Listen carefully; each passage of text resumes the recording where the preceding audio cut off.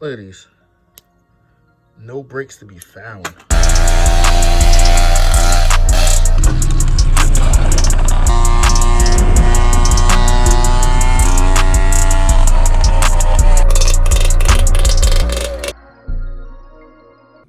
All right, so I'm about to do a brake pad change, which I have disc brakes front and rear.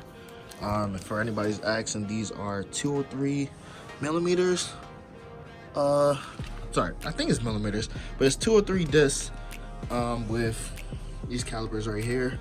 As you can see, they're kind of filthy, but I'm about to go ahead and it's actually time for me to replace front and rear brakes because they just don't bite anymore.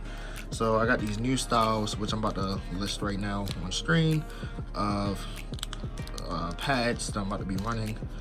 Try them out. This is also the part number, I think, if anybody's wondering, on Amazon.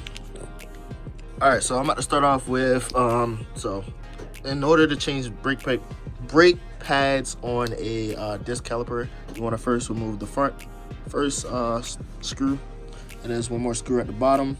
You also want to loosen this right here, make sure it's super loose. All right, so the next thing that you pretty much want to do, I kind of cleaned it up a little bit, but you can see from the front brakes, still got some meat on there. Like the front brakes are a lot better than the back brakes. I had to take the back brakes off. Oh my gosh. Let me show y'all something. Ladies, no brakes to be found. These are the backs.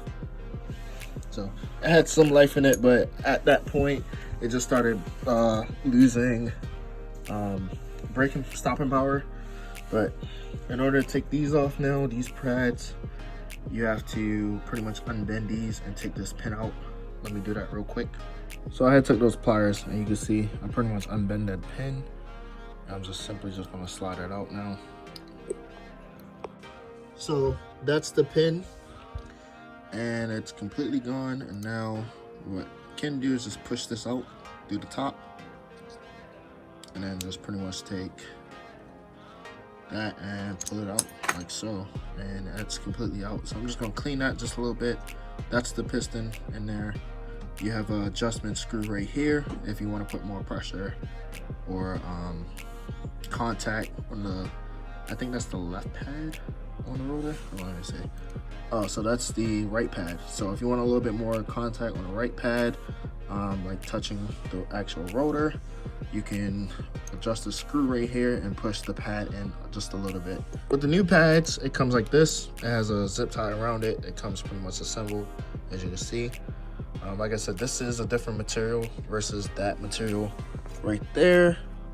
I think these, I forgot what these actually did. I think these just give you more of an initial bite and then it starts to fade off. These hold a decent amount of stopping power throughout the braking and they don't really get brake fade. Well, I'm just gonna be the judge of that.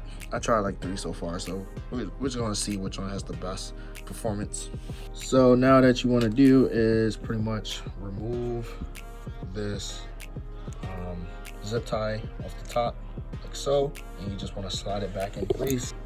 Okay, so once it's back in place, you slide it in there and you put the pin through, and then now you want to separate legs or whatever you want to call it.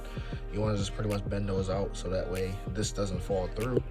It's very important that you bend the pin to make sure it doesn't fall through, because if it does, then your brake pads will just pretty much fall out. But now that this is in, I'm just going to simply just set it back on here and put the screws back on. And while I have the screws on kind of snug, not really snug, but just loose, I'm gonna pretty much pull this lever up like that, so that way the brake engages on the rotor, and then I want to start tightening up the top screw and bottom screw to make sure the caliper is back centered onto the rotor. Like I said, I put the 2 screws back in to the point where I can still wiggle it side to side. As you can see, there's not that much slack into the top or the bottom when I wiggle it. And now I'm just gonna take the Allen key and pretty much put it on here and then pull this up and then screw it down so that it was perfectly in the center. I don't have to worry about readjusting it or try to play any guessing games. That's just how I do it. I went ahead and made sure this cable is back into the housing up there for the brake lever.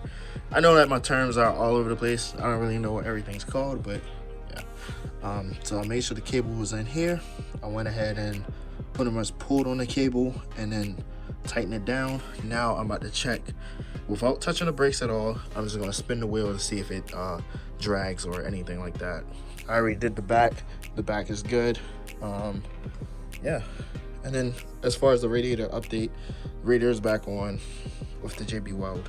So we're gonna see how that holds up. I still have to fill it with coolant. Please don't forget to share this video, like the video if you did enjoy it, and subscribe if you're new. All right, see you on the next one. Perfect.